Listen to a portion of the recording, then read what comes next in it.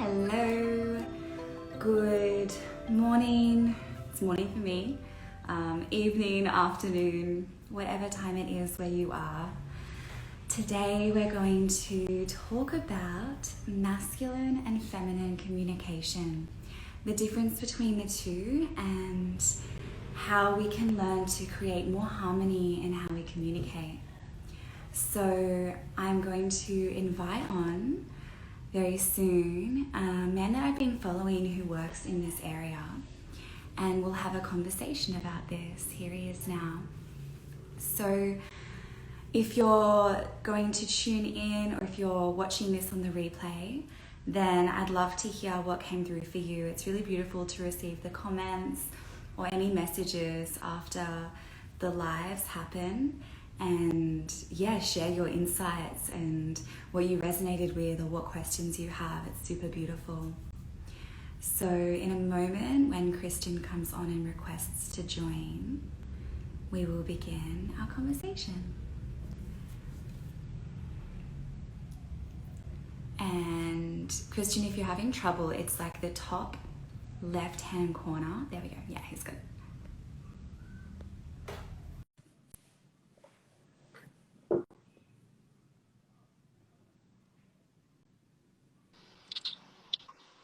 There he is. Hi. Hello. How you doing? Good. How are you? Yeah, really well, thank you. It's nice to speak to a fellow Australian. Well, I wasn't sure if you were Australian. I was like, you sound it, but then you've also, I feel like there's a little something else there. Yeah, the something else is 6 years in Bali. Like just talking to so many people, and I was teaching for a long time, so internationally, being around so many international people, my accent is quite diluted. Yeah. It might get heavier the more we chat though, so we'll see if that happens. Yeah, funny. Like I lived in Spain for 9 months, quite some time ago. And when I came back, a lot of people, like Australians, were like, "Oh, where are you from?" And I'm like, "Australia." And I think, and I'm like, my accent is pretty Aussie. And I think part of it is actually just an energy thing. Like there's an energy about how Australians carry, well, we carry ourselves, but then you go overseas and like just the different cultures and the way people are, I really think it takes an effect. Totally does. Yeah, I definitely feel it. A lot of people think I'm British. Um, Yeah. so this is, if you're just tuning in as well and you're like, wait, they didn't know where each other was from. This is actually the first conversation we've had. And I went out on a limb and just, I contacted you because in this series of lives that I'm doing on communication in preparation for my course, which starts on Monday, I wanted to speak to people who I feel I've seen or just received some kind of transmission where I'm like, yeah, like I want to speak to that. And I know you work in the realm of polarity between masculine and feminine. And when I've been sharing little things about communication, because part of the course we go into the difference between masculine and feminine communication, a lot of people are like loving that material. So I really wanted to bring you Yeah. on and just have a conversation about this. So for the people who don't know you, if they're tuning in from my end and watching the replay from my account, can you just share a little bit about yourself and what you do in the world? Yeah, absolutely. First of all, thanks for having me on. I'm really pumped. Yeah, I already know it's going to be great. What I do, I mean, leadership, relationship, sex, and self-expression coaching per se. And the way I do it is through, well, yeah, the way that I love to do it most is actually through dancing and partnered dance. There's this dance style that I do and teach called bachata sensual, and it's like, most people haven't heard of it, but everybody knows salsa. So I often cheekily refer to it as like salsa's sexier cousin, and everyone's like, oh, okay, now I'm interested. Salsa has a sexier cousin. Yeah. So, um, yeah, that's where I'm at right now in terms of how I actually do it. But yeah, you know, I've been doing relationship leadership coaching for 10 years, and when people are like, "Oh, how do you do all those things?" I'm like, "Well, they're really the same. You know, it's really about leadership, relationships, self-expression, and sex is all about connecting back into the heart and awakening your sexual energy and living from what I would call your true nature." So yeah, that's kind of the stuff I do. I love it. Oh, I mean, I started partner dancing when I was 11, and it was traditional ballroom and Latin American. So I did that competitively until I was 20. Mm, And then I shifted into salsa and bachata, and I didn't go into kizomba. I have an amazing friend who teaches that in Sydney. yeah, But yeah, the bachata is like it's so yummy, and you have some beautiful videos. And what I feel is such an incredible feeling in partner dance is that ability to play with the energetics of being led, of surrendering, of taking that leadership, and of realizing that it's a co-creation, that in mm, order to lead there must be a follower, and if there's any pullback or pushback between that, it doesn't work. And I really believe that that yeah, is like the energetics of communication as well. I mean, that is yeah. communication already, but the energetics of like any kind of communication. So yeah, I feel you. I feel that deeply, and I know you've shared about like polarity as well, in the work Mhm. that you do, but like the polarity between masculine and feminine. For people who haven't heard that term before, what is meant by masculine and feminine polarity? Yeah, good question.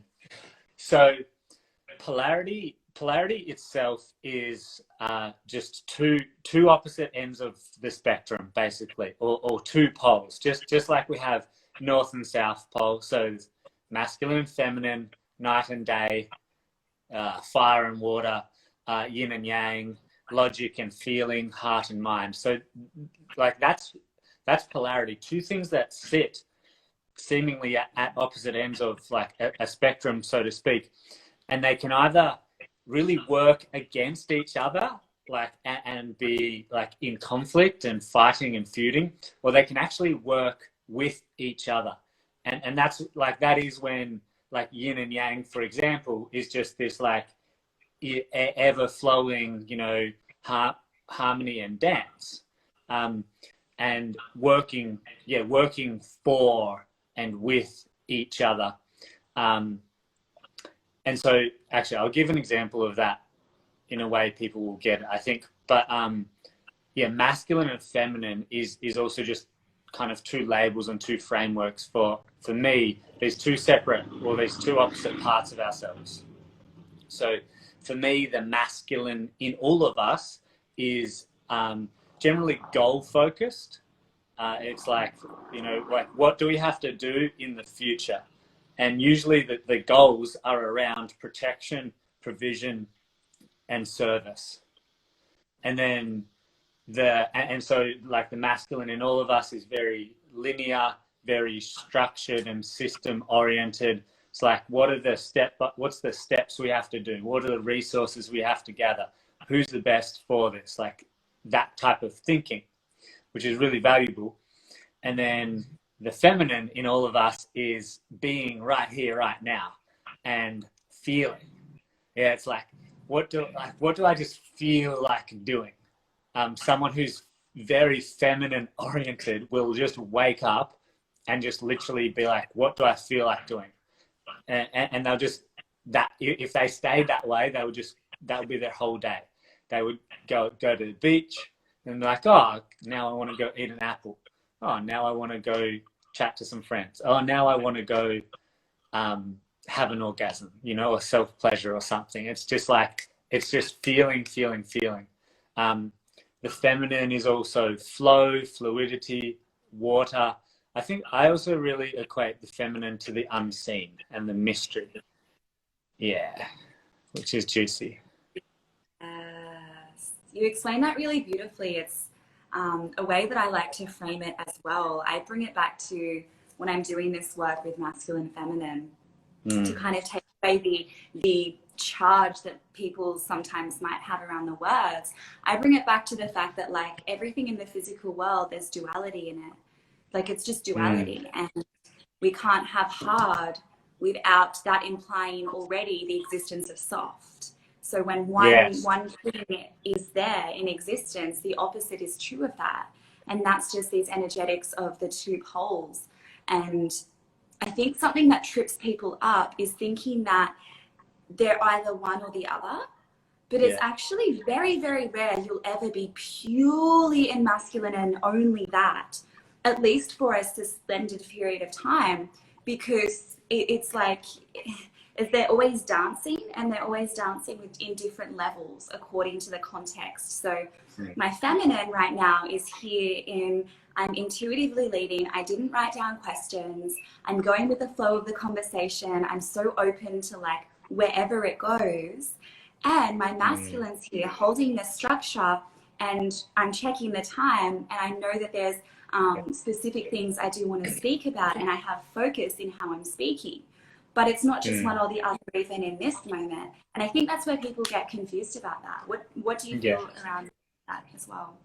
Yeah, I'm with that as well, and that's also why I say like yin and yang, or like because sometimes people just can't take like their association to it being gendered out of their mind, basically.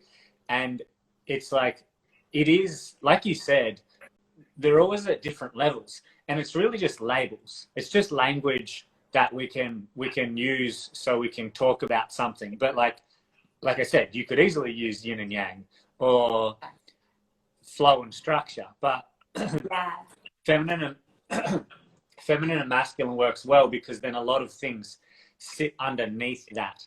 And a way that I really love to describe it is like a river. So the river bank, which is the structure, is the masculine, and the water that flows between it is the feminine. Yeah. And it's like if the river bank is suddenly like not there, or like it gets obliterated, it's no longer this structure which holds the feminine to move through, and it would just become this body of water which is not moving and it's stagnant. Yeah. And so like that is akin to the feminine, like someone with a lot of feminine not having any masculine holding and structure, and they just kind of can just sit in their own feelings and their own puddle of the feminine. Whereas if the water dried out, for example, and the riverbank remained, well, then you would be in a drought. But like that's losing the feminine and only having the masculine. And when anybody loses their own inner feminine, they generally lose their own sense of life force. And if you imagine, like a river feeds a lot of different things, like the water that makes up the river, it feeds into the banks, which feed into the trees, which feed into the birds, and the birds and all the animals that live around that. Like it's an entire ecosystem. And so when the feminine runs out in somebody or in society, generally like how that looks is exhaustion, burnout, just like a whole lot of pushing and forcing, no sense of fulfillment, no sense of aliveness, no sense of sensuality, and it's a very like robotic, stiff, rigid life where there's not a connection to the unseen. There's not a connection to the magic that is here, that we have potential to live with. I was smiling so hard when you said the river analogy, because I was like, no way I use the same one. I've like been sharing that for maybe 2-3 years. The structure and the flow. Yeah. That's so funny. I was like, oh, but it's so perfect. It's so perfect. And then there's like, the feminine, in order to be in this state of surrender and flow with life rather than control, I believe that the feminine really has to trust. The feminine is trust, because again, it's that trust in the unseen and trust in the structure of the masculine. For a feminine to surrender, whether it's in dance or life, they have to trust that the masculine will lead. So it's the same with the water in the riverbank. The water is trusting that no matter if the water doesn't know where it's actually going, there's still going to be structure. Like it's still going to be held by the masculine, by the riverbank. So it's like, okay, I can flow because I'm being held here. It's the same when we're in partnership. It's the same in any dynamic where there is a requirement, where there's a surrender or a following. In order to do that, we need to trust. And if we don't trust in the masculine, whether it's our inner masculine or an outside masculine, and whether that's in a person or a structure, then we try to control, because that's where we think safety is going to come from. Because for the feminine, one of the biggest things in the world is to feel safe. So,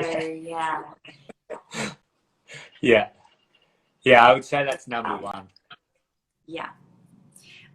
Let's get into the communication, like how this relates to communication. I'd love to hear why, before we talk about like the how of how masculine and feminine communicate differently, what do you think, interesting, and I guess it's different according to the context, but what is some of the drives behind why a masculine would communicate, or why we would communicate from that masculine part, as opposed to why the feminine usually communicates, if that makes sense? Yeah.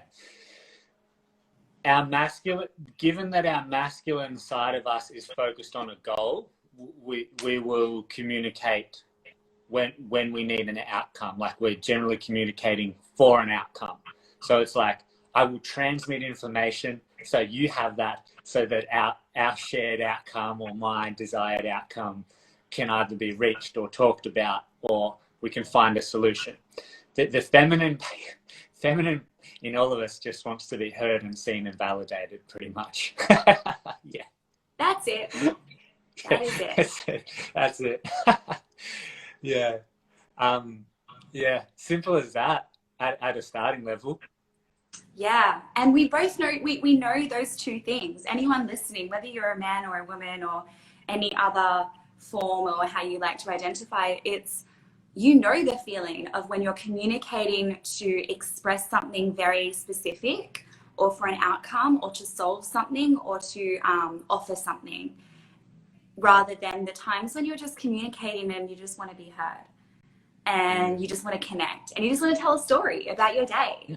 And you know both of that. But the problem is when we don't understand that, we don't understand that that's happening, and that they're different. They can be very different. And then we feel missed, and we feel misunderstood and not heard. I'm really curious, actually, just kind of circling back a little bit. Who have you followed, if you followed anyone in this area of masculine and feminine? Because I feel like we probably have the same sort of influences. Yeah, who have I followed? I mean, I've followed mostly people who are just my friends. Well, more like what teachers or resources or anything. So, I mean, for one is like David Data. I don't know if you've looked into his. Well, that's the thing. Like, because I had someone else ask me, another woman called Anna, who runs a really cool podcast. She messaged me. She's like, "Oh, do you follow David Data?" And I was like, "Nah, not really," because like people see that I'm doing polarity stuff. And that's what I mean when I say friends. Like, most of my friends are people in the world of embodiment, or like, you know, feminine eros, or feminine business, or, you know, like inner warrior masculine stuff. So it's kind of just around me all the time. And yes, David Data kicked off part of my journeying into these concepts. I read Way of the Superior Man, but I was like 21 or some shit, and like it didn't make much sense to me, to be honest. Like, I was like, oh, I get some of that, you know, now I'm 30 and I've understand what embodiment is, first of all. And if I read that book again, it would make a lot more sense. But yeah, I never went deep into anybody's teachings around polarity and feminine and masculine. I guess I've just had my own exploration. Yeah. Yeah, that's beautiful. I love hearing that because for me, that feels, it's not to say that like following anyone's work is not a good thing either, but it just displays a level of the embodiment of the work, like a deeper understanding, so that you're not just reiterating someone else's stuff. And that can usually that happens, or that can happen for people after they've like absorbed all this material, done courses, read the books, and then they start to live it and really see it, or they don't live it and they just have the knowledge of it. For me, I started with Alison Armstrong's work, and she's fantastic. She's been around since before I was born, or doing this work since before I was born. She has been around because she's much older, but yeah, and she's got a really beautiful grounded way. And then David Data's a little more esoteric. There's some things which I just don't actually relate to in his work. I like John Wineland's work as well. So I'm just sharing these for people who are listening who want more information.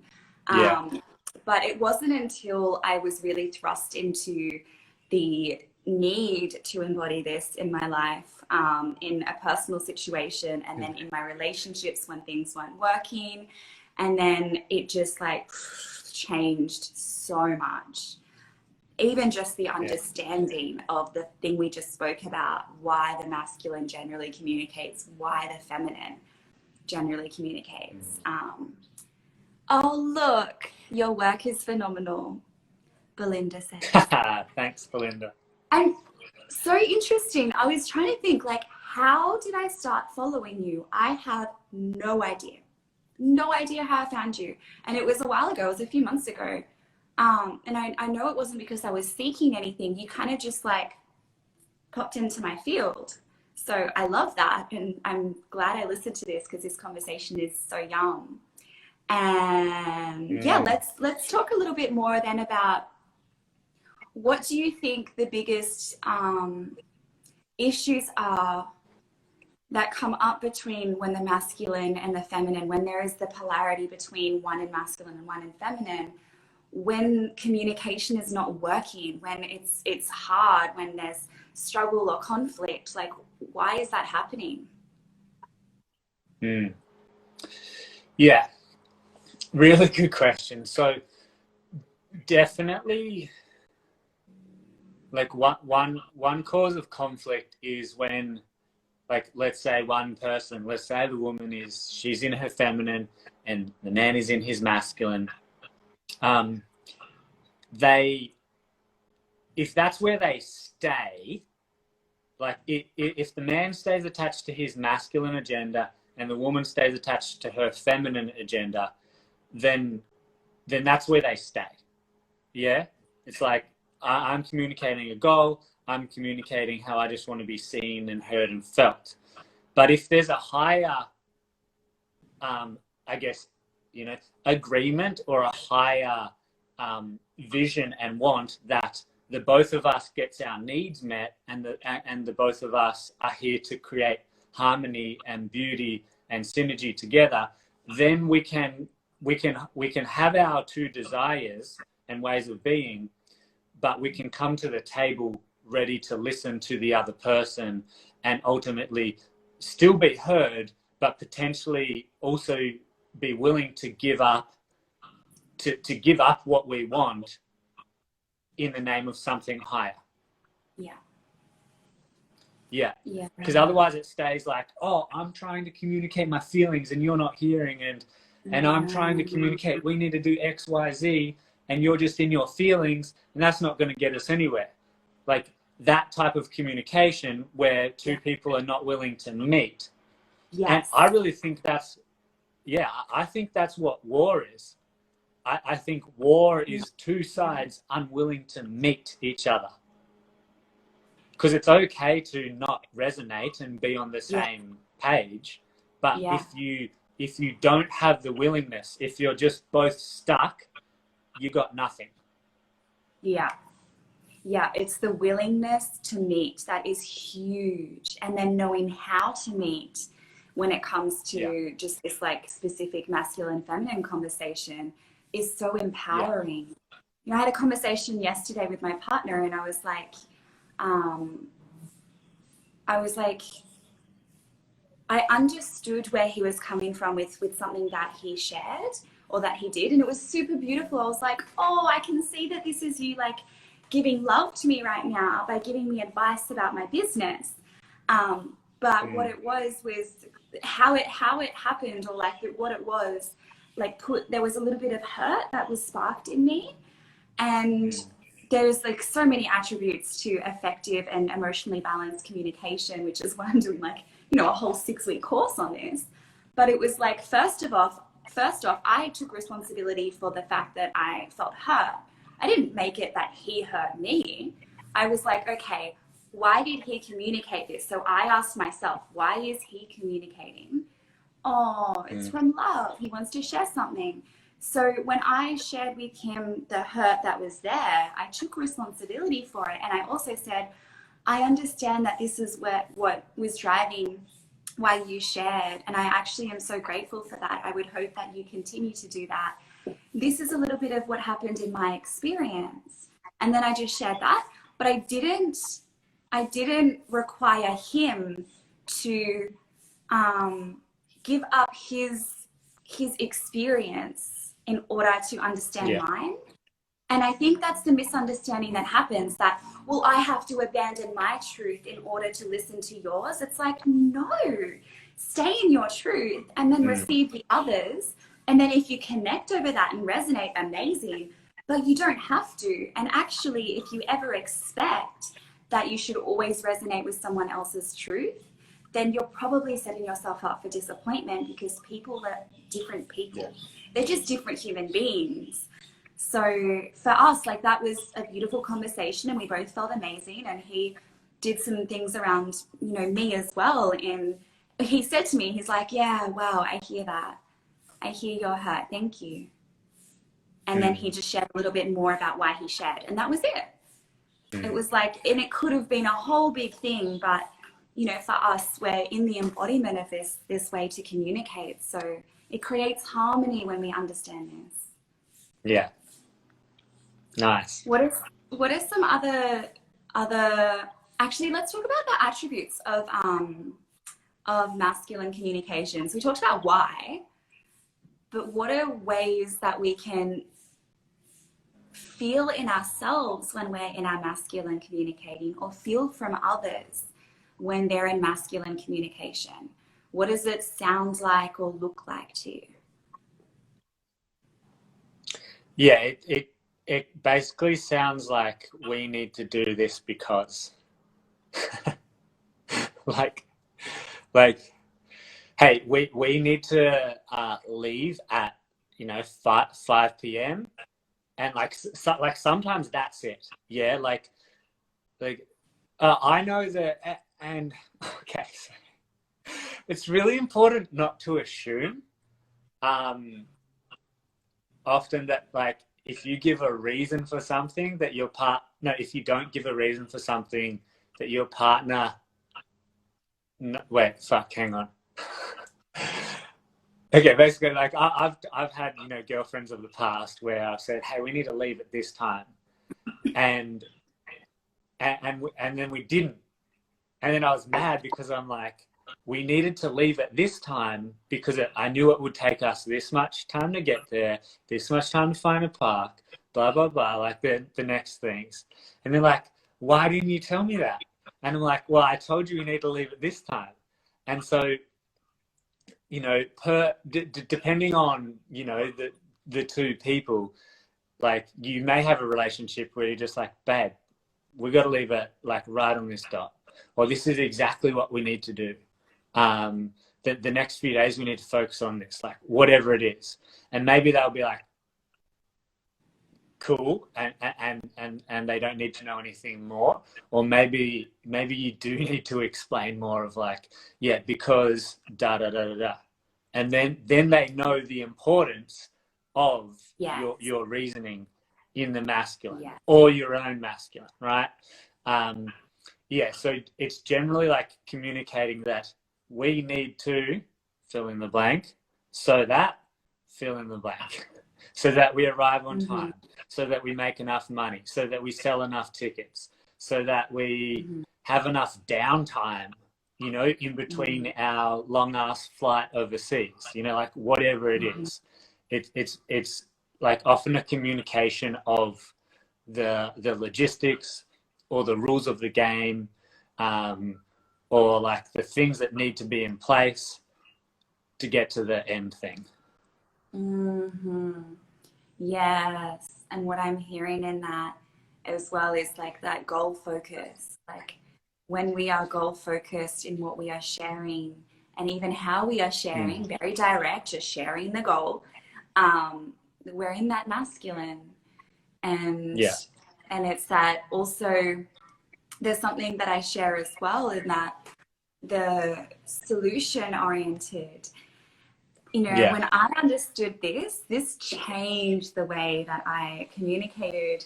And also, I don't know if you can hear that, Bali's just making all the Bali sounds it makes. The solution oriented mode of listening.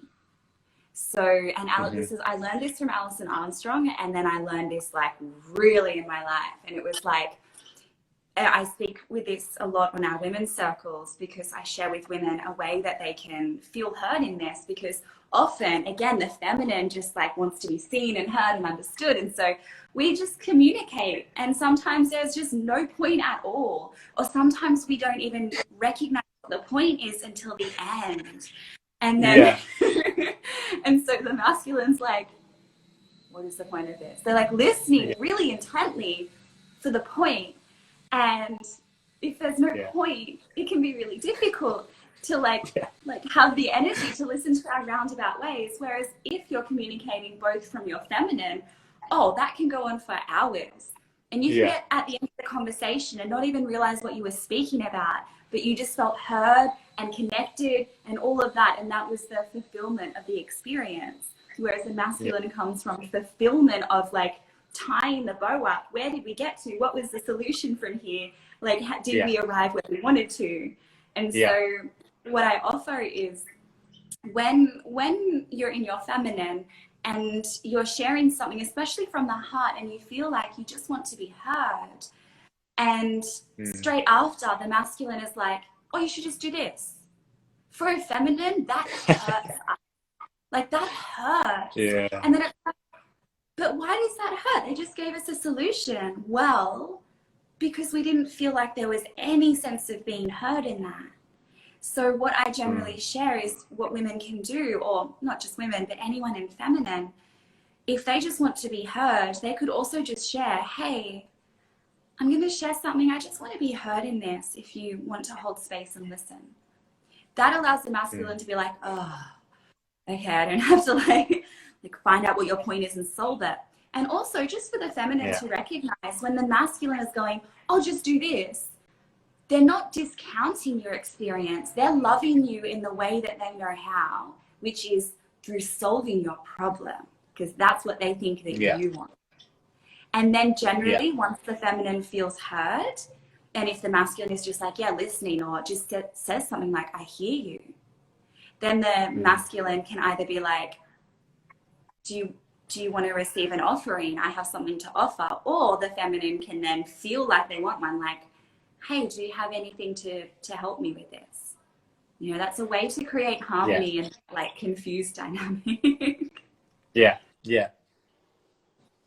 What other examples do you have of how communication can be enhanced between the masculine and feminine polarity? That's a great question. Yeah, I agree with. I totally resonate with everything you just said, and if you're unsure whether you are a woman or you are a man, if you're unsure at somebody's sharing at the end of it, like it's great if they preface it like, hey, I just want to be heard in this. or you can also preface it, hey, I've got this dilemma, would you mind helping me out? Because for me, like that, I mean, I can do both, right? I can hear you and listen to your solution at the same time. And then ask you, like, is there anything you would like from me? Would you, what would you like right now? Oh, I just want to be heard. Okay, cool. It's then like, great. Well, then if you just want to be heard, is there anything else you want to share? Like, yeah, actually, blah, blah, blah, blah. Okay, cool. Anything else? And they can go to their finished, right? And then, or I can say, like, I can offer, if I do see something, hey, there's something that I feel like I see in that, and that could help. Would you like that, or would you like to just voice it and sit with it yourself? They're kind of other little things, like similar to what you said about a moment ago. In terms of other ways to communicate, other than what I just said,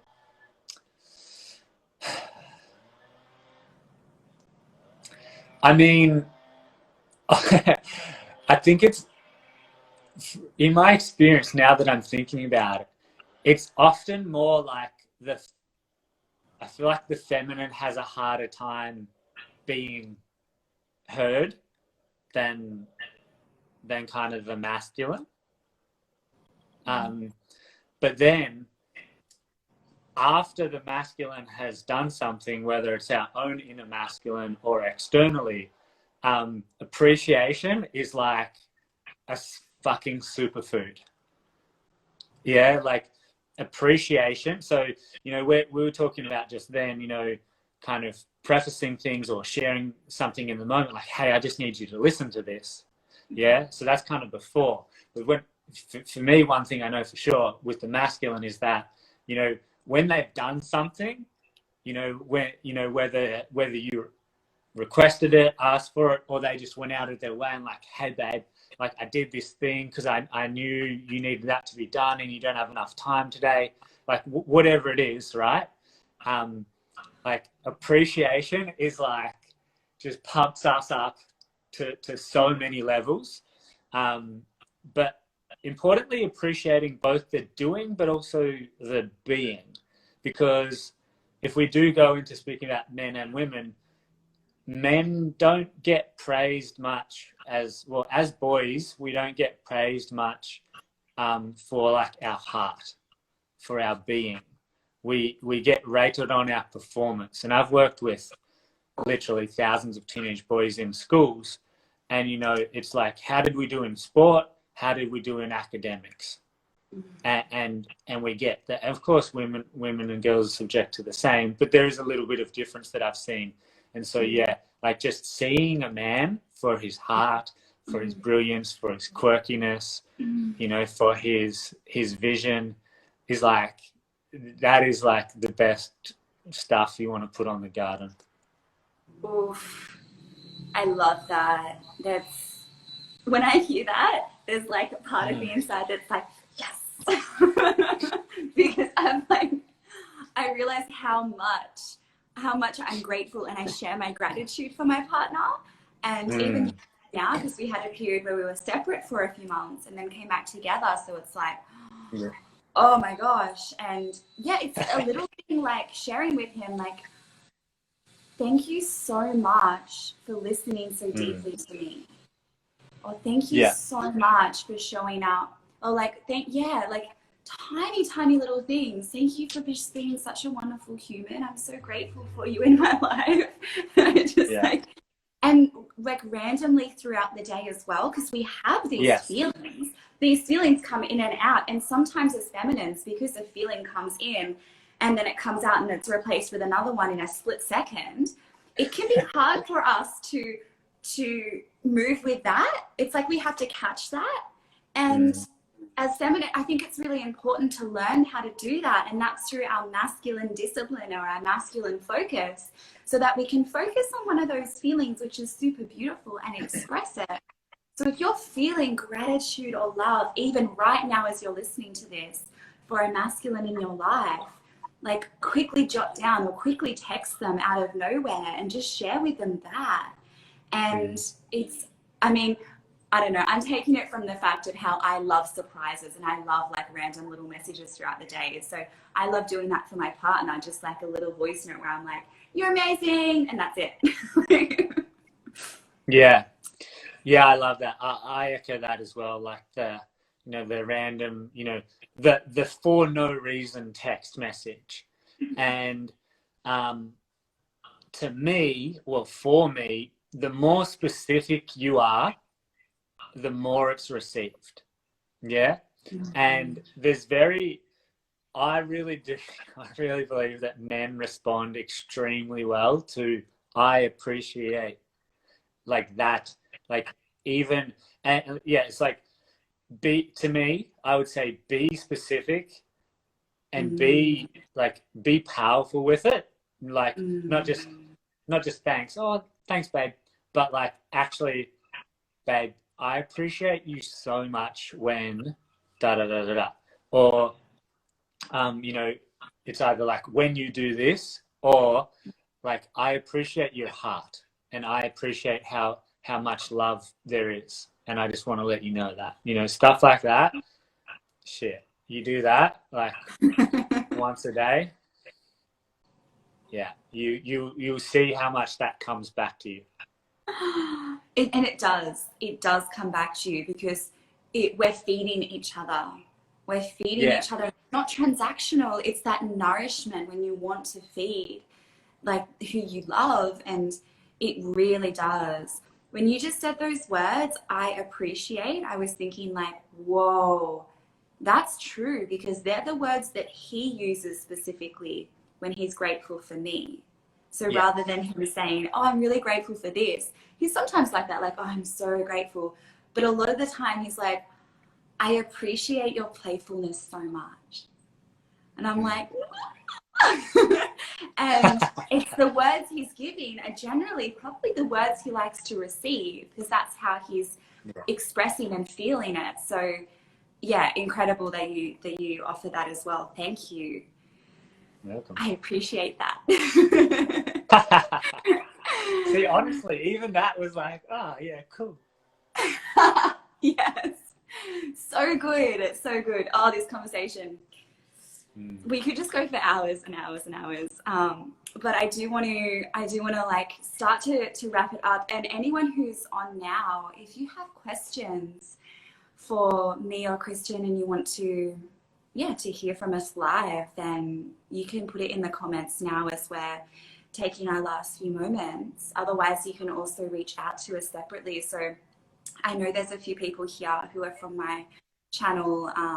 So go over, and also if you want to speak to Christian or ask him anything or see his extremely sexy dances on his Instagram, then you can go over to him. Speaking from the masculine, what would you love the feminine to know in relation to communication that you might not have spoken to already? What is something that feels like, would be helpful for us to know as well? That one point you just shared was helpful, but anything else? You're full of the good questions. Thank you.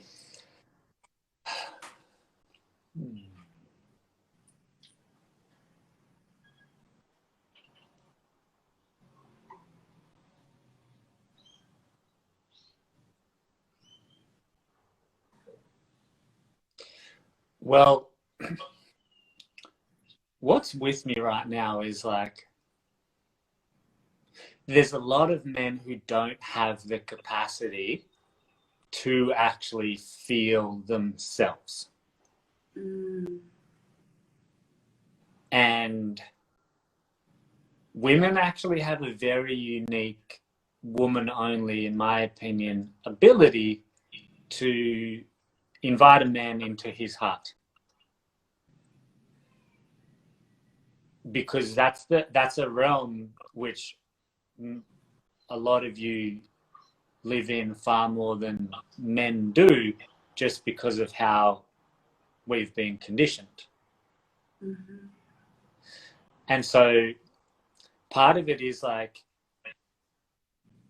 if you're with a man, like know that he's had a lot of conditioning in his life that has told him to just be a thinking, doing robot performer.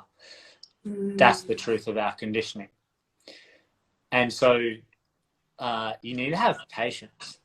Yeah, like if your man has not done a lot of inner work to reconnect to his heart and to clear the stories and to take the conditioning off, then like you need patience. The other thing is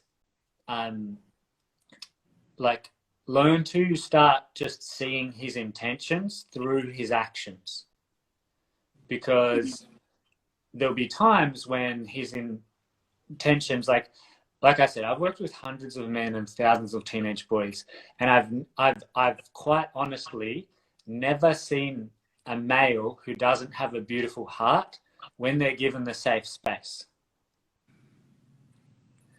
And so when you learn to see his intentions through his behavior, his intentions are generally always pure, but sometimes his behavior, he just doesn't nail it on that end of things. And, you know, like I see a lot of women at the moment talking about, oh, I want a masculine man. You can't ask for a masculine man, and then when he does something in his masculine, tell him not like that. Yeah, like you can't cut his masculine off and then also want him to be masculine. Like, yeah, like you can have your boundaries and all the things, of course, but the first thing is you need to learn to receive and see his good intention, and to really see his heart.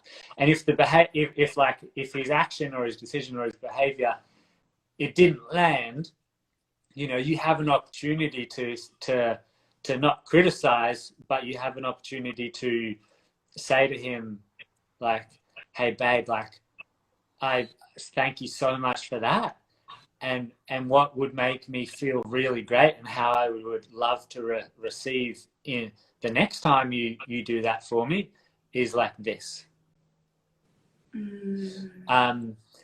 Men respond, I believe, really well to if you like, I would love this because it would make me feel this way. Yes. Yeah, like if you give us the precise thing you want us to do and how it feels for you, it's like, oh babe, like let me take that and let me just fucking like dial that up times 10 so you get even more love than what you wanted. So there's a lot that I just said. The last thing, I can see some questions coming through. The last thing that I wanted to say, and I heard this when I attended an incredible training called Awakening Women, a Training for Men. Do you know Shani, Marie, or Alejandra Nicolazo? No. Okay, so they're friends of mine, and they used to run these trainings, one called Awakening Men, a Training for Women. And so it's trainings for men and women about how to heal their own inner feminine or their own inner masculine for women and to the external. So I was assisting on the one for men to heal our relationship to the feminine and women. And what they said to us is, let me get this right. Men protect their hearts like women protect their sex. Whoa. And in my experience, that is the truth. Yeah, like we don't, once in my life, when I was really in my feminine, I was doing this course, did I ever feel unsafe, like just walking the streets? Yeah, like only once in my life. And for most men, that's zero, to be honest. Like, I don't ever leave the street, like leave my house and think, I'm good. My body is good. I'm good. No one can fucking touch me. But our hearts are a different ball game. And a lot of women don't understand that, but like that's an incredible way to get it, because like we spoke about right at the top, safety for a woman, and often safety of her body and her sexual energy and her sex, is number one. Yeah, but for us, it's our hearts, because our hearts have protective mechanisms over them so that we don't get hurt. Thank you so much. That's powerful, really powerful to hear, really helpful for all of us listening. Yeah, there's so much more. Oh, I feel more discussions happening in the future, because this is just so yummy and there's so much. And yeah, even potentially as this course is happening. So for those listening, my Art of Communication course is for men and women. And if you were to do it with your partner, that would be amazing. It starts on Monday. So it's in about 4 days from now. There was one question though that I do want to speak to, because I have a very clear answer for it. And it was, and also you touched upon a little bit of the boundary expression for Cynthia's question, but divine neutrality. So she said, if we house both masculine and feminine, do we all have our own unique divine neutrality? Here's how I think of this, or feel this. It's not just we have masculine, we have feminine, cool. No, we have the capacity as humans to experience and express the infinite textures of being. And those textures of being, again, masculine, feminine, yin, yang, hard, soft, direct, indirect, it's all of it. That is full expression. For me, freedom is that knowing that we can fully express all of the textures of life and ourselves, that we have the capacity to touch that whole realm of full expression, whether that is to be more in our masculine in one moment or more in our feminine, to come into that dance between the two within ourselves. And it is so important when you spoke about that course of, the masculine healing the feminine healing the masculine. I also do a whole 6-week course on the feminine healing their inner masculine and claiming their inner king. And it's like, it's not because you should be this or that.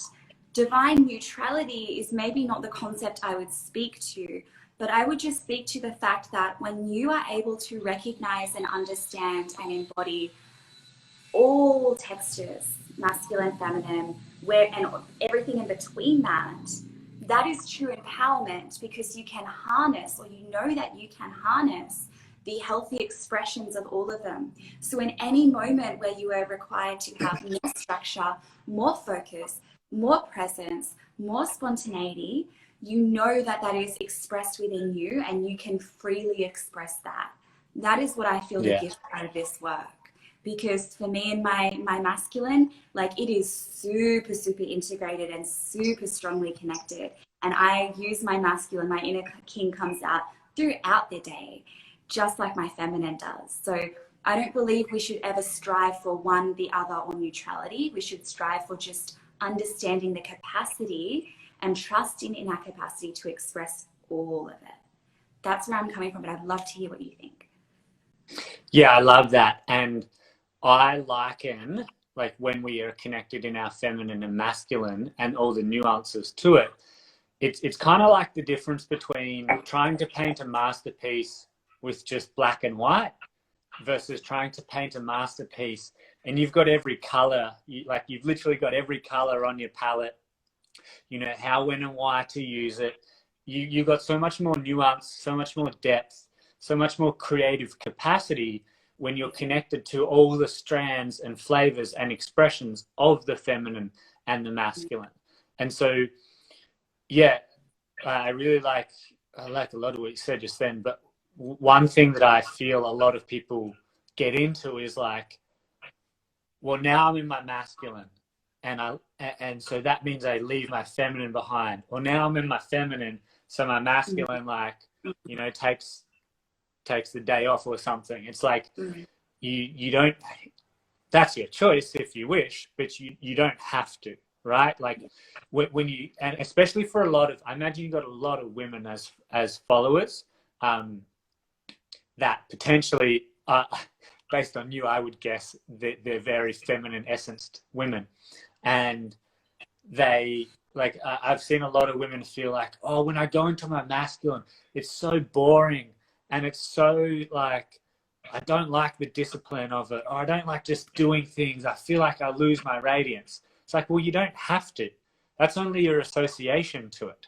Yeah, like you don't have to abandon and betray your feminine. It's like, if you want to have a conversation between the two of them internally, it's like, well, what do I need to do today? Well, I need to take Tim to school. I need to do this thing. I need to do that thing. And then that's the last thing on my day. It's like, cool, there's the doings. How would you like to feel while you're doing them? Oh, good question. Well, I want to feel juiced up, and I want to feel playful and joyous and like turned on and stuff like that. It's like, okay, cool. Well, there's your conversation. Now you know where you want to go, what you got to do. Now you know how you want to feel the whole time while you're doing it. And the reality is that's just the decision that you make. Like, there's no reason that no one is making you leave your feminine just by way of like, there's a couple of things on your schedule. That's an internal relationship conflict. Yeah. So yeah, you know, what does it take to get, well, I need to do this thing in the morning, then I want to go get a green juice, and I'm going to get a large one because today it's going to be about doing, but I'm going to enjoy it. So you're like, whatever, you know, make it fun, whatever, however you want it to be. You can do that. That's beautiful. Yes. Yeah. It really is. It's because the thing is as well, you can't ever abandon one of these. They're part of you always. So it's recognizing again the support, like one supports the other, feeds the other. It's not that you have to lose the play and spontaneity. Like, it can all be a yummy, beautiful dance, and you can do it your way.